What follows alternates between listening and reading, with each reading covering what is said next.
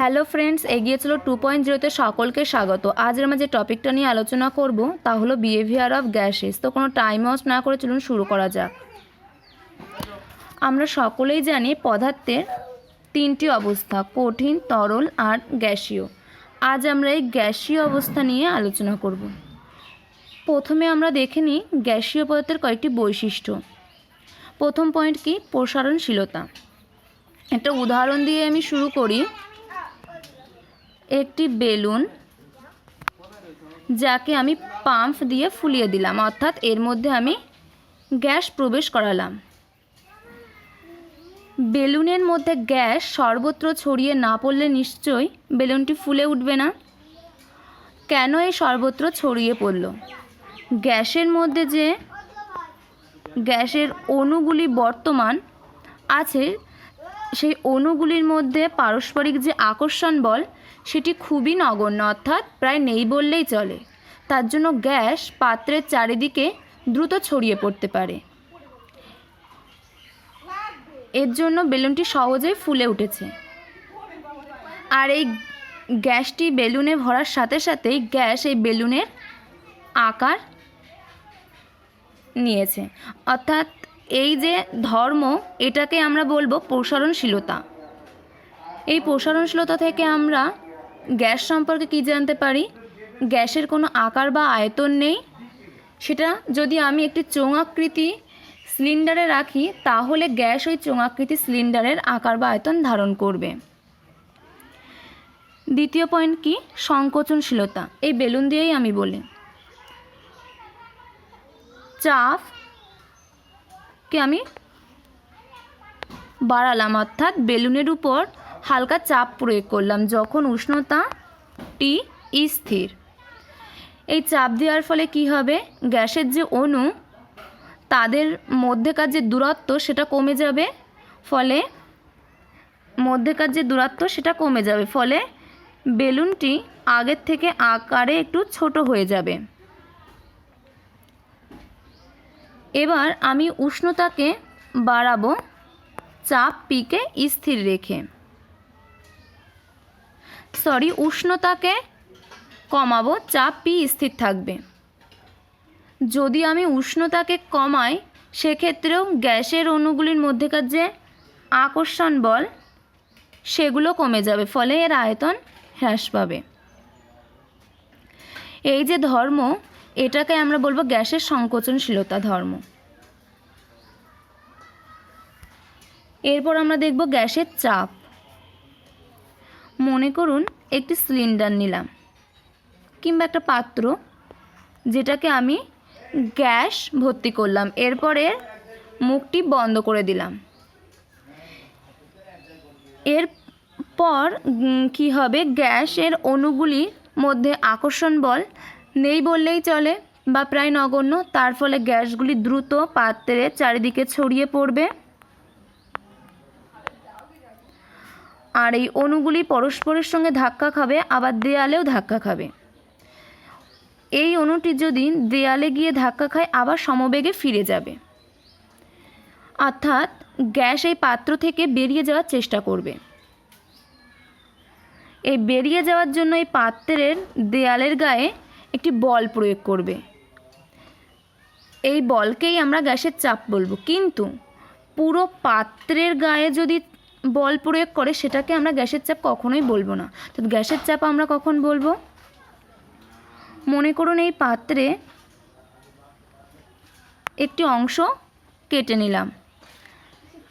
অংশটির ক্ষেত্রফল কত? 1 সেন্টিমিটার স্কোয়ার। এই অংশের উপর মনে করুন গ্যাসের এই অণুটি এসে ধাক্কা মারল, অর্থাৎ বল প্রয়োগ করলো। কিন্তু এই ধাক্কাটি বা বলটি হতে হবে লম্বভাবে। তাহলে এই অংশের উপর যে বল প্রয়োগ করলো সেটি হবে গ্যাসের চাপ। অর্থাৎ গ্যাসের চাপের সংজ্ঞাটা আমরা কীভাবে বলতে পারি? আর এই ঘটনাটি যখন ঘটবে, তখন উষ্ণতাটি অবশ্যই স্থির থাকবে। অর্থাৎ গ্যাসের চাপের আমরা সংজ্ঞা কী দিতে পারি? নির্দিষ্ট উষ্ণতায়, অর্থাৎ উষ্ণতা টি স্থির রেখে আবদ্ধ পাত্রে, এই পাত্রটা নিশ্চয়ই আবদ্ধ, না হলে গ্যাসই তো বেরিয়েই যাবে। পাত্রের ভেতরের দেয়ালে একক ক্ষেত্রফলযুক্ত তলের উপর, এখানে আমি কেটে নিয়েছিলাম 1 সেন্টিমিটার স্কয়ার, লম্বভাবে যে বল প্রয়োগ করে, কে বল প্রয়োগ করে? গ্যাসের অণুগুলি, তাকেই ওই গ্যাসের চাপ বলবো।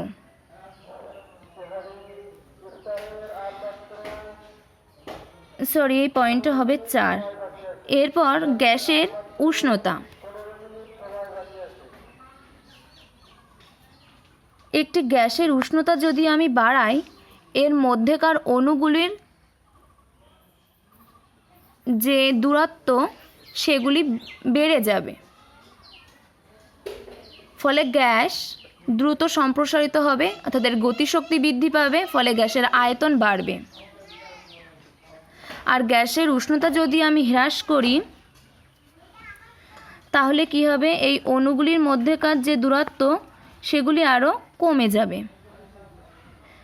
কমে যাওয়ার ফলে গ্যাসের অণুগুলি গতিশক্তি হ্রাস পাবে, অর্থাৎ গ্যাস দ্রুত ছোটাছুটি করতে পারবে না, অর্থাৎ এর আয়তন কমে যাবে।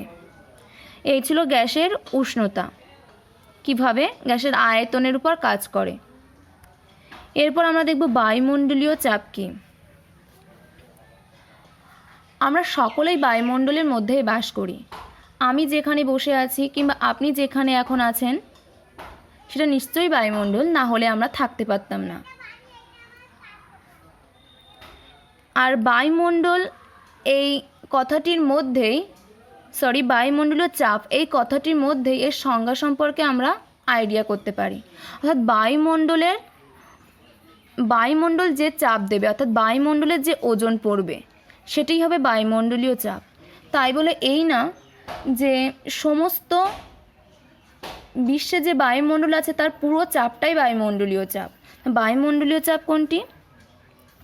মনে করুন আমি এই স্থানে বসে আছি, এখানকার একটি অংশ আমি কেটে নিলাম বা চিহ্নিত করলাম।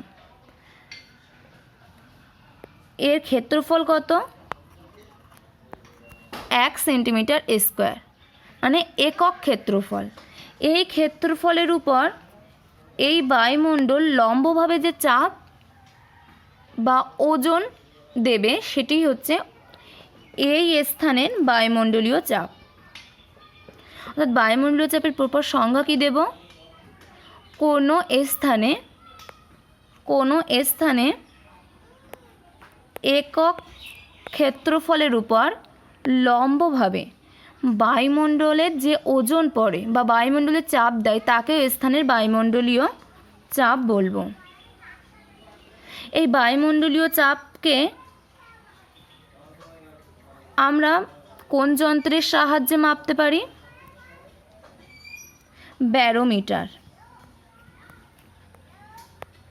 ব্যারোমিটারের সাহায্যে আমরা বায়ুমণ্ডলীয় চাপকে মাপতে পারি। এখানে আমি দুটি ইম্পর্টেন্ট শর্ট বলে রাখি। প্রমাণ চাপ বলতে আমরা বুঝি 76 সেমি পারদ স্তম্ভের চাপ।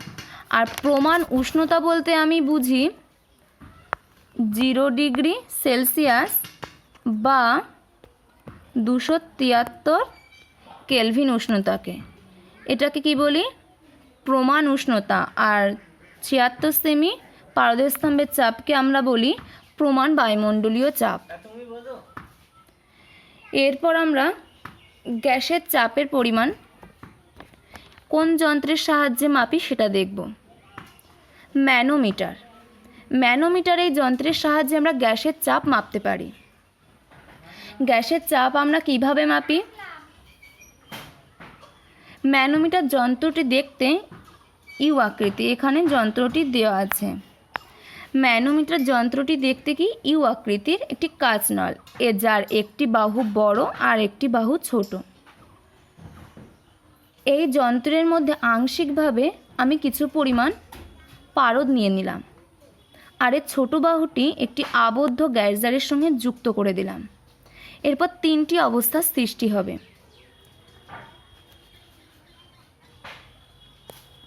তিনটি অবস্থার সাহায্যে আমরা গ্যাসের চাপ পরিমাপ করতে পারব।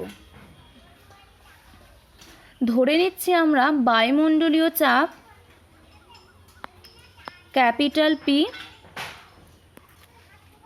সেমি এইচ অর্থাৎ ক্যাপিটাল পি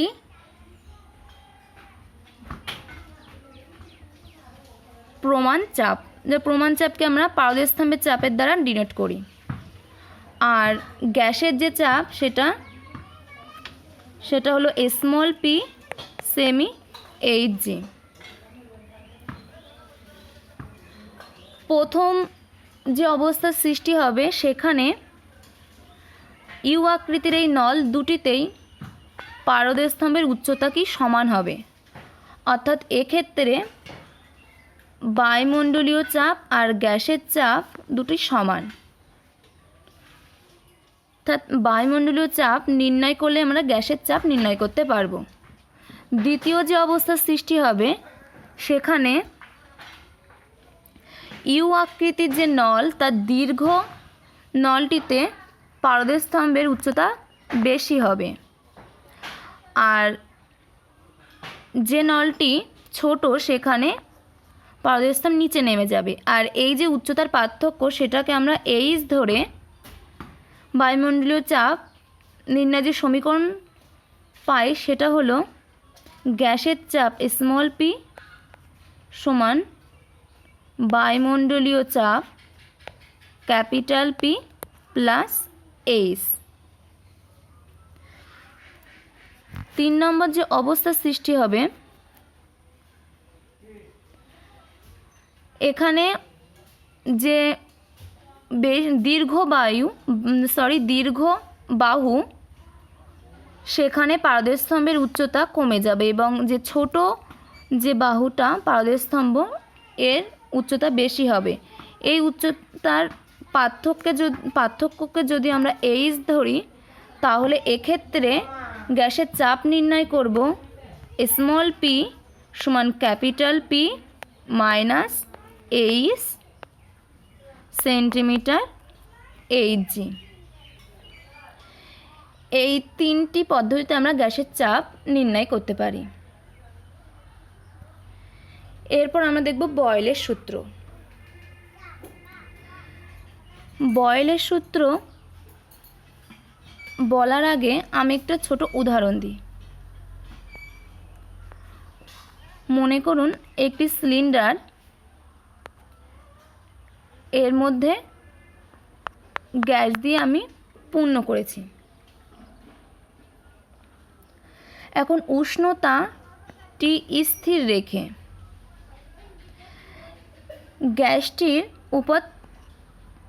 গ্যাসটির উপর আমি চাপ প্রয়োগ করলাম।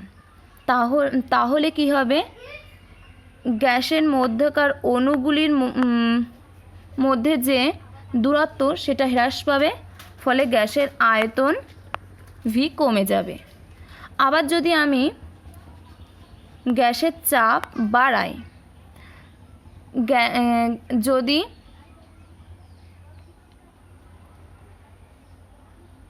চাপটা আগের অবস্থায় ফিরে আনি নিশ্চয়ই আয়তন আবার আগের অবস্থায় ফিরে যাবে। অর্থাৎ বিজ্ঞানী রবার্ট বয়েল এই চাপ আর আয়তনের মধ্যে সম্পর্ক নির্ণয়ের জন্য তিনি বয়েলের সূত্র ব্যাখ্যা দিয়েছেন। তিনি বয়েলের সূত্রে কি বলেছেন,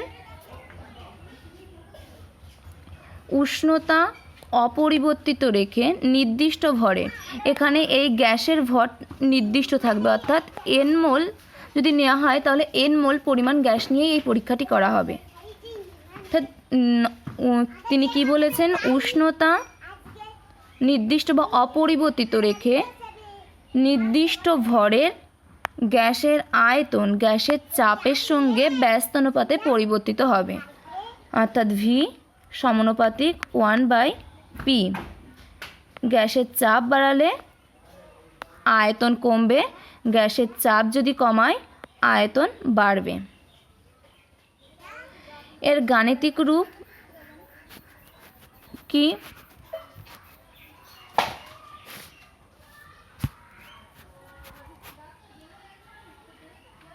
মনে করুন একটি সিলিন্ডারে আমি n মোল গ্যাস নিলাম, তখন উষ্ণতা T কেলভিন এবং এই গ্যাসের চাপ কত P এবং এই গ্যাসের আয়তন কত V।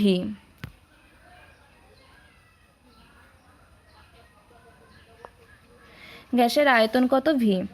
তাহলে বয়লের সূত্র থেকে আমরা কি পাই? V সমানুপাতিক 1/P।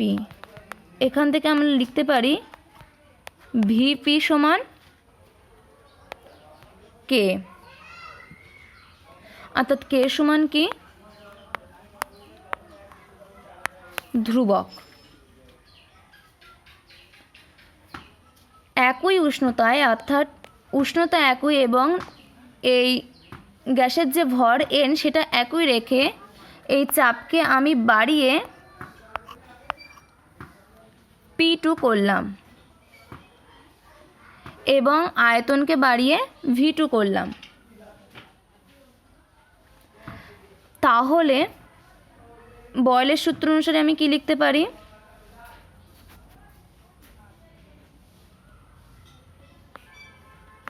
V2 সমানুপাতিক 1/P2, অর্থাৎ V2 P2 সমান K, অর্থাৎ ধ্রুবক। এই সূত্র দুটি আমি যেহেতু ধ্রুবক তাহলে সমান করে লিখতে পারি PV সমান V2 P2। এই P হচ্ছে প্রাথমিক আয়তন, V2 হচ্ছে অন্তিম আয়তন। P হচ্ছে প্রাথমিক চাপ, V কি? অন্তিম চাপ। অর্থাৎ এই চাপ P থেকে বাড়িয়ে P2 করেছি, তখন আয়তন কমে V2 হয়েছে। যেহেতু ব্যস্তানুপাতে পরিবর্তিত হয় তাহলে P2কে যদি আমি বাড়াই তাহলে আয়তন নিশ্চয়ই কমবে, আর যদি আমি এটা যদি আমি কমাই তাহলে আয়তন বাড়বে। বয়লের সূত্রের লেখচিত্রটা কেমন হবে? PV এর লেখচিত্র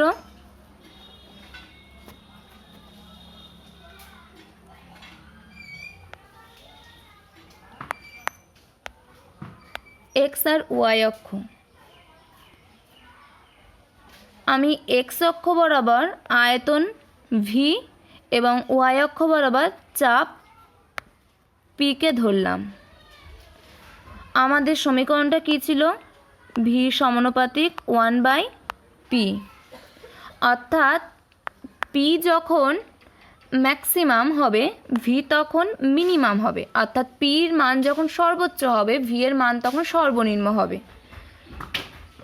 এটাকে আমি 1 2 3 4 এইভাবে ডিনোট করলাম। এই পাশেও 1 2 3 4। P এর মান যখন ম্যাক্সিমাম, যখন 4, তখন V এর মান হবে সর্বনিম্ন, অর্থাৎ এই বিন্দুটা হবে এখানে।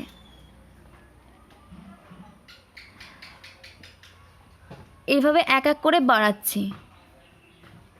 P এর মান আমি ধরছি 3, তখন V এর মান কমে আসবে 2, তার মানে এটা পয়েন্টটা এরকম জায়গায় হবে। P এর মান 2 কমাচ্ছি, তখন V এর মান বাড়বে, এক ঘর বাড়লো 3। P এর মান 1, তখন V এর মান ম্যাক্সিমাম, এটা সর্বনিম্ন, তো ম্যাক্সিমাম হলো 4। তো গ্রাফটা কেমন হবে? এরকম। অর্থাৎ পরিষ্কারভাবে একবার এঁকে দিই।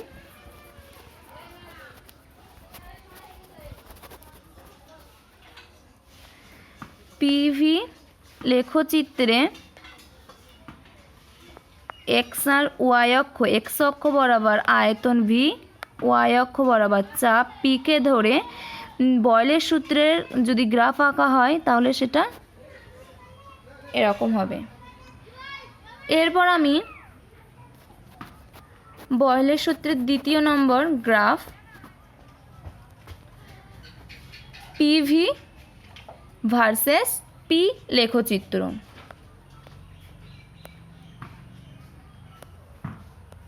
পিভি ভার্সেস পি লেখচিত্র। আমাদের গাণিতিক রূপ কী ছিল? ভি সমানুপাতিক 1/p। এক্স অক্ষ বরাবর চাপ পি আর ওয়াই অক্ষ বরাবর চাপ আর আয়তনের গুণফল পিভি ধরলাম। এখানে পিভি সমান কত? ধ্রুবক কে। পিভি সমান আমাদের সবসময় ধ্রুবক হবে। পি এর মান আমি যতই বাড়াই যতই কমাই, পিভি এর গুণফল সবসময় আমাদের ধ্রুবক হবে। তার মানে এই পিভি সমান কে সমান ধ্রুবক, এই মানটা পি এর মানের উপর নির্ভর করবে না। মনে করুন এটা কে বিন্দু অর্থাৎ কে পয়েন্ট। যদি আমি পি এর মান 1 2 3 4 এভাবে বাড়াতে থাকি, তবুও এই পিভি এর মান কখনোই চেঞ্জ হবে না, অর্থাৎ এটি একটি এক্স অক্ষের সমান্তরাল একটি সরলরেখা হবে। এটি হচ্ছে পিভি ভার্সেস পি লেখচিত্র। একই রকমভাবে পিভি ভার্সেস ভি লেখচিত্রটি ঠিক একই হবে। এই বয়েলের সূত্রে ধ্রুবক দুটি কি যে দুটি ধ্রুবক থাকে, গ্যাসের উষ্ণতা আর গ্যাসের ভর সবসময় স্থির রাখা হয়। এরপর আমি আসি চার্লসের সূত্র। চার্লসের সূত্র কি?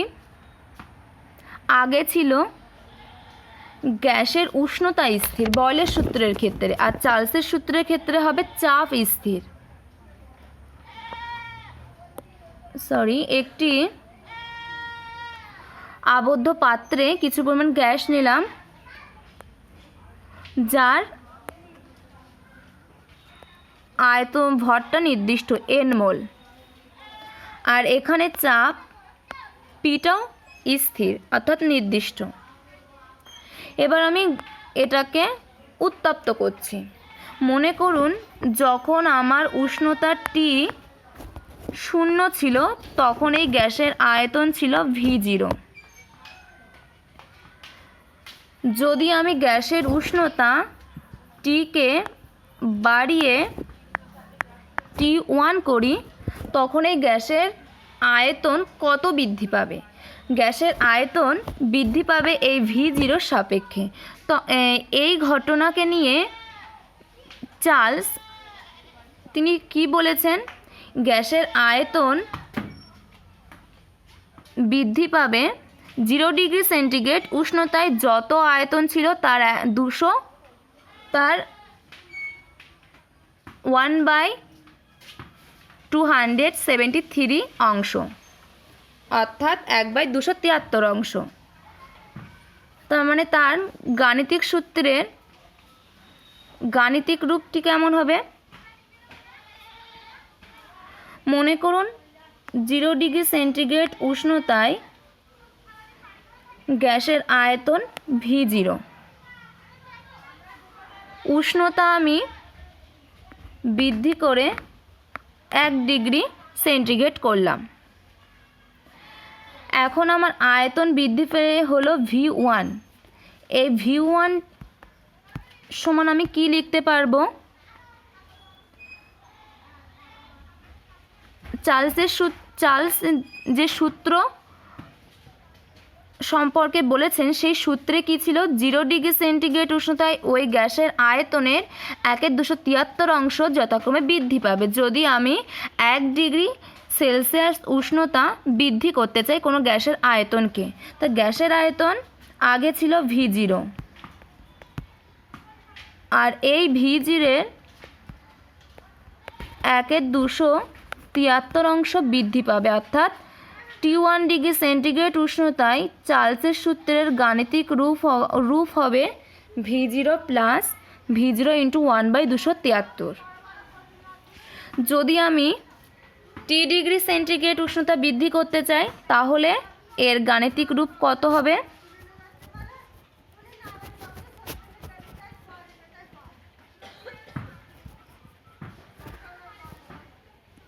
জিরো ডিগ্রি সেন্টিগ্রেড উষ্ণতায় আয়তন V0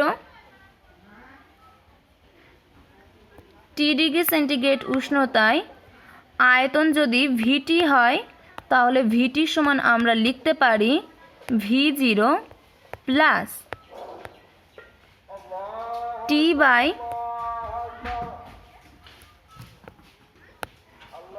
273 ইন্টু V0। এটি হচ্ছে চার্লসের সূত্রের গাণিতিক রূপ।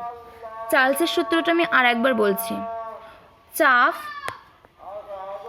পি স্থির, ভর অর্থাৎ এন ভরের আমি গ্যাস নিলাম, ভরটাও নির্দিষ্ট।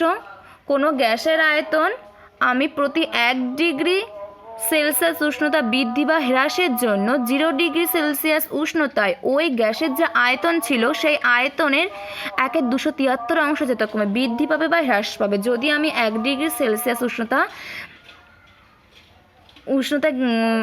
গ্যাসের আয়তন প্রতি 1 ডিগ্রি সেলসিয়াস উষ্ণতায় বৃদ্ধি করতে চাই তাহলে ওর আয়তন 0 ডিগ্রি সেন্টিগ্রেড উষ্ণতায় যা ছিল তার 1/273 অংশ বৃদ্ধি পাবে। আর যদি হ্রাস করতে চাই তাহলে আয়তন প্রাথমিক উষ্ণতার 1/273 অংশ হ্রাস পাবে। চার্লসের সূত্রে লেখচিত্রটি কি হবে?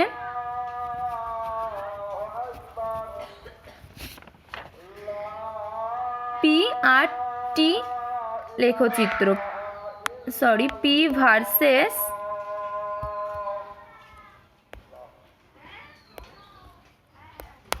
টি লেখচিত্র।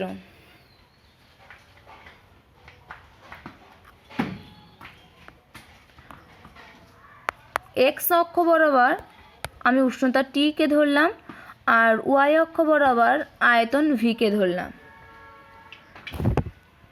এর গাণিতিক রূপ কি ছিল? ভিটি সমান V0 plus V0 into T by 273। এখন টি যদি 0 হয় সেক্ষেত্রে ভিটি কত হবে? এখানে যদি আমি 0 বসাই তাহলে এই পার্টটি 0 হয়ে যাবে, অর্থাৎ ভিটি সমান হবে V0।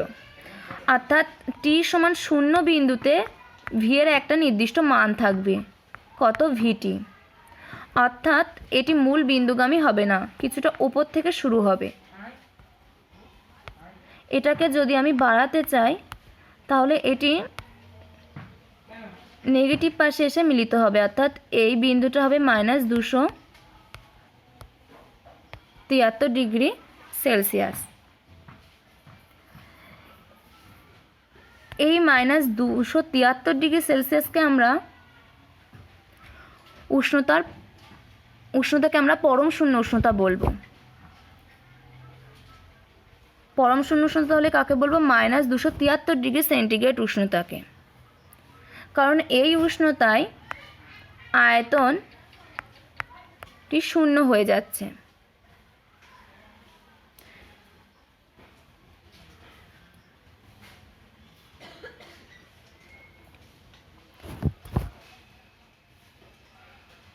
-273 ডিগ্রি সেন্টিগ্রেড উষ্ণতায় এই ফারেনহাইট স্কেলে এই পরম শূন্য উষ্ণতার মান আমরা কত লিখি? -459.5 ডিগ্রি ফারেনহাইট।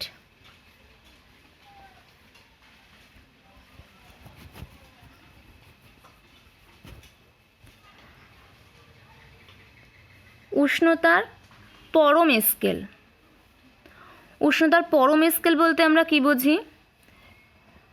পরম শূন্য উষ্ণতা বা -273 ডিগ্রি সেন্টিগ্রেড উষ্ণতাকে 0 ধরে উষ্ণতার পরম স্কেল বা কেলভিন স্কেল, অর্থাৎ কেলভিন স্কেলে এই -273 ডিগ্রি সেন্টিগ্রেড উষ্ণতাকে কত ধরা হবে? 0। এবং উষ্ণতার প্রতি ডিগ্রির ব্যবধানকে 1 ডিগ্রি সেলসিয়াস উষ্ণতার সমান করে মেপে, অর্থাৎ এর প্রত্যেকটি যে ক্ষুদ্র ক্ষুদ্র ঘর আছে আমি তাপের চ্যাপ্টায় এই সেলসিয়াস স্কেল সম্পর্কে আলোচনা করেছি। যদি কেউ ভিডিওটি না দেখে থাকেন, ভিডিওটি দেখে নেবেন। এর যে ক্ষুদ্র ক্ষুদ্র ঘর থাকে, প্রত্যেকটি ঘরের মান পরম স্কেলের যে ক্ষুদ্র ক্ষুদ্র ঘর, সেই ঘরের মানের সমান ধরে মেপে যে স্কেল প্রণয়ন করেন বিজ্ঞানী লর্ড কেলভিন, তাকেই উষ্ণতার পরম স্কেল বলবো।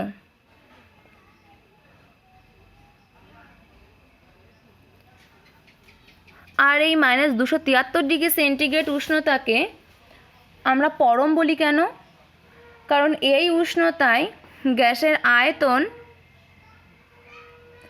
শূন্য হয়ে যায়। গ্যাসের প্রকৃতি, পরিমাণ কোনোটির উপর নির্ভর করে না। তাই এই পরম শূন্য উষ্ণতাকে আমরা পরম বলে থাকি। এরপর আমরা পরম স্কেল আর সেলসিয়াস স্কেলের মধ্যে সম্পর্ক দেখব। আমরা এখানেই দেখেছি -273° উষ্ণতাকে পরম স্কেলে 0 কেলভিন ধরা হচ্ছে, অর্থাৎ -273°C উষ্ণতা সমান 0 কেলভিন। আর এখানে আমরা কি বললাম? প্রত্যেকটি ঘরের মান এই ঘরের মানের সমান হবে। ক্ষুদ্র ক্ষুদ্র যে এখানে মোট 100টি ঘর আছে, এক একটি ঘরকে বলা হয় 1°C। এই প্রত্যেকটি 1°C মান যা হবে, প্রত্যেকটি ঘরের মান পরম স্কেলের প্রত্যেকটি ঘরের মানের সমান হবে। মনে করা যাক একটি ঘরের মান সেলসিয়াস স্কেলে t°C আর পরম স্কেলে তার মান T কেলভিন। এটা আমরা ধরে নিলাম। এবার -273, এপাশে যদি আমি 1 নিয়ে আসি, এপাশে আমি যদি 0 আনতে চাই, তাহলে -273 নিশ্চয়ই আমাকে যোগ করতে হবে। তার মানে 0°C সমান 0 + 273 কেলভিন। তা T°C সমান T + 273 কেলভিন। এই টিকে আমরা ধরে নিয়েছি একটি ক্ষুদ্র ঘরের মান, আর এই ক্ষুদ্র ঘরের মান কেলভিন স্কেলে আমাদের কত হবে? T kelvin. তাহলে আমরা কি লিখতে পারি? এই দুটির মান যেহেতু সমান, তাহলে আমরা কি লিখতে পারি? T সমান T সমান t + 273। এটি হচ্ছে পরম স্কেল বা কেলভিন স্কেল আর সেলসিয়াস স্কেলের মধ্যে সম্পর্ক। এরপর আমরা কেলভিন উষ্ণতার সাপেক্ষে চার্লসের সূত্রটা দেখে নেব। মনে করি স্থির চাপ, অর্থাৎ 0°C চাপ স্থির, অর্থাৎ P স্থির। 0°C উষ্ণতায় আয়তন V0 আর T1°C উষ্ণতায় আয়তন V1, T2°C উষ্ণতায় আয়তন V2। তাহলে আমরা চার্লসের সূত্র থেকে কি লিখতে পারি?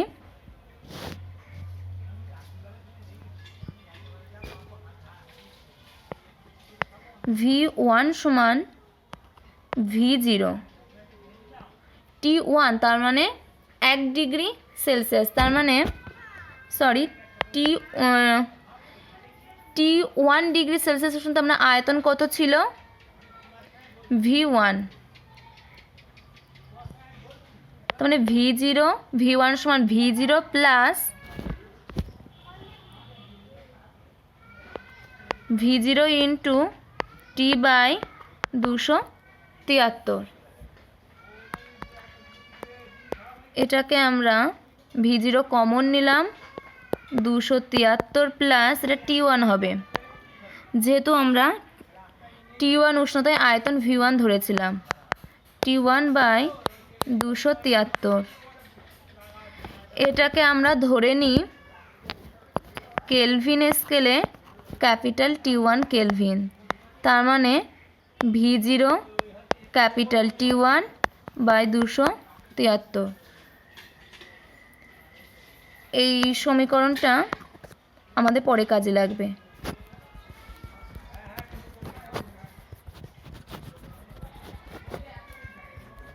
এরপর আমাদের একই রকমভাবে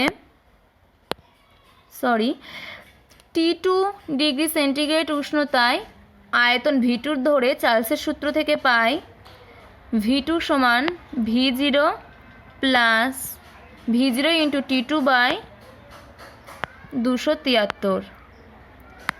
একই রকমভাবে এটাকে আমরা লিখতে পারি V0 ইন্টু 273 প্লাস T0/273। এটাকে আমরা কেলভিন স্কেলে T2 কেলভিন ধরে লিখতে পারি V0 ইন্টু T2/273। আর আগের যে সমীকরণ আর এই সমীকরণটা দিয়ে সমীকরণটা পরস্পর ভাগ করছি।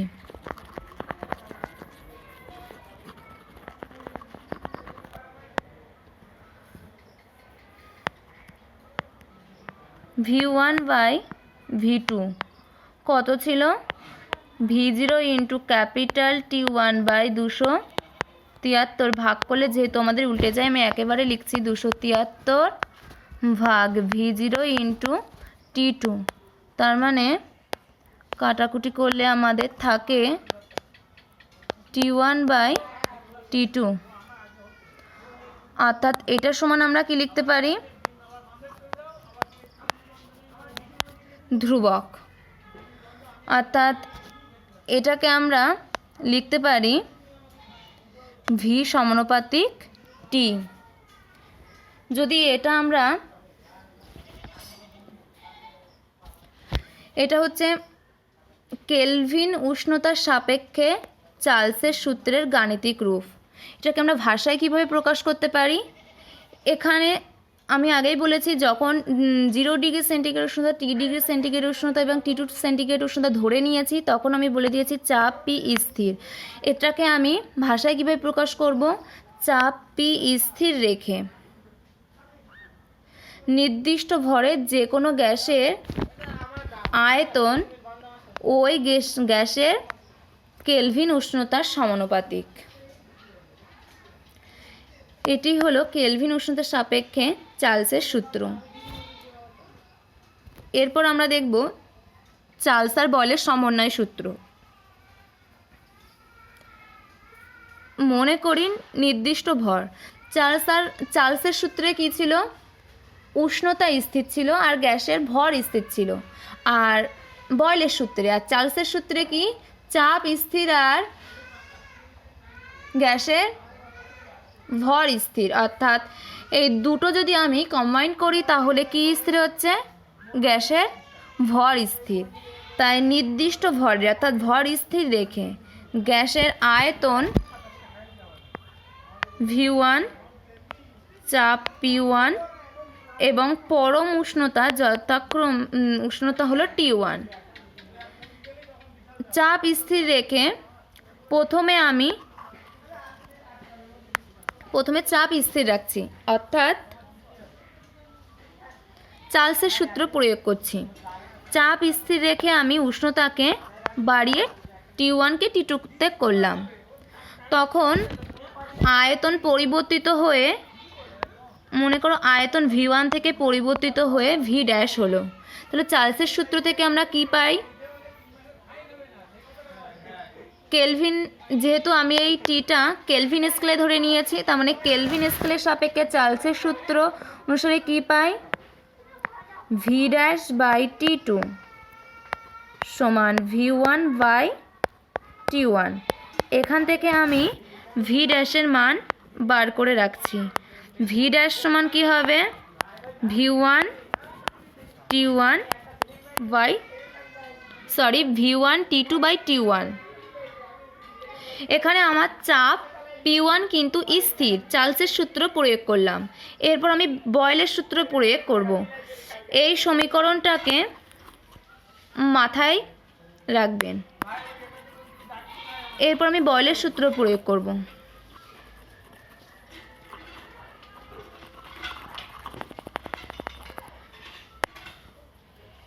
বয়েলের সূত্রে কি উষ্ণতা স্থির থাকে, অর্থাৎ T1 আমি এখানে স্থির রাখলাম।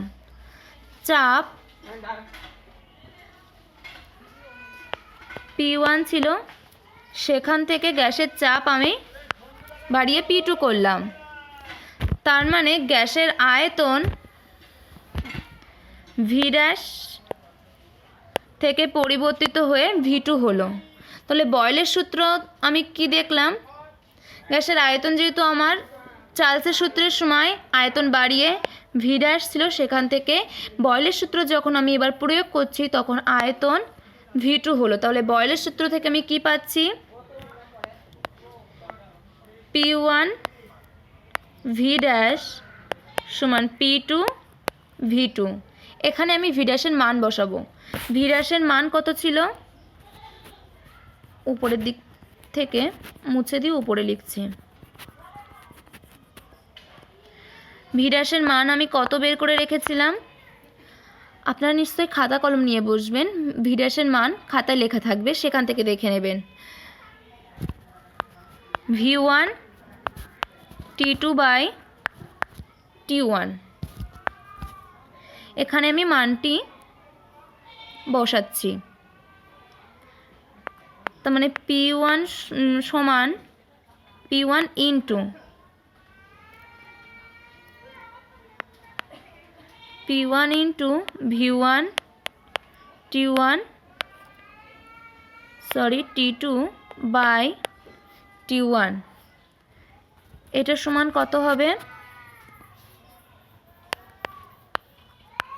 P2 V2।